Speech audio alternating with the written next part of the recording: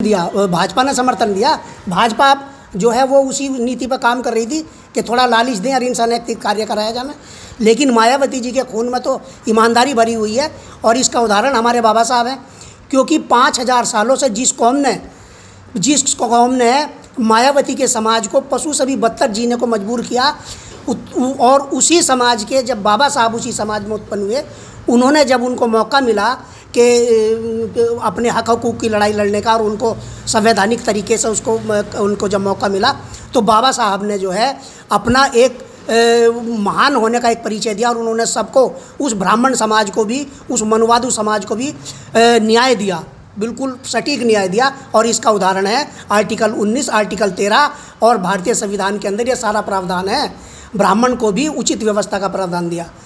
अभी एक video social media पर वायरल हो रहा है जिसमें कहा गया है कि यदि आतंकवाद को देश से खत्म करना है तो देश को हिंदू राष्ट्र बनाना पड़ना है। क्या हिंदू राष्ट्र बनने से आतंकवाद खत्म होगा कि आईपीसी यानी कि भारतीय संविधान के आधार पर आधारित कानून को इम्प्लीमेंट करके देश में आतंकवाद खत्म होगा? हिंदू राष्ट्र का मतलब तो ये, हिंदू राष्ट्र में तो ये नहीं समझ पाए ये देन है किसकी, क्योंकि हिंदू के जो वो पैरोकार बनते हैं, मनुवाद जो बनता है, मनुवाद के जो हैं सबसे बड़े हीरो स्वामी दयानंद जी, उन्होंने सत्यार्थ प्रकाश में स्पष्ट लिखा है, हिंदू जो है एक मुगलों द्वारा दी गई गाली है और हिंदू का मतलब है काला चोर गुलाम।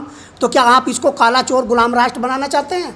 हिंदू राष्ट्र आतंकवाद की कोई समस्या नहीं है, बल्कि ब्राह्मणवाद जो मनुवादी लोग हैं, इनका जो है ये विदेशी हैं और ये अपना जो है इसको गुलाम बनाना चाहते हैं और इसके आप वो शासक बनना चाहते हैं। रही बात के इसका प्रावधान संविधान के अंदर, संविधान के अंदर जो है हर उस क्रूर मानसिकता का दमन है, उस क्रूर मानसिकता को उचित सज़ा देने का प्रावधान संविधान के अंदर है। इसका उदाहरण ये है, कसाब जैसे खूंखार आतंकवादी को फांसी पर लटकाने का काम भी भारतीय संविधान के अंतर्गत ही हुआ है।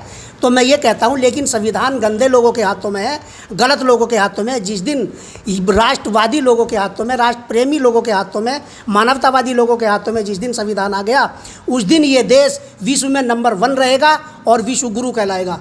इससे, क्योंकि भारतीय संविधान जैसा संविधान पूरे विश्व के अंदर नहीं है। 195 देशों के अंदर पहला संविधान भारत का है, जिसमें प्रेम, करुणा, समता और मैत्री का भाव है, ओतप्रोत भाव है। हमारे मित्र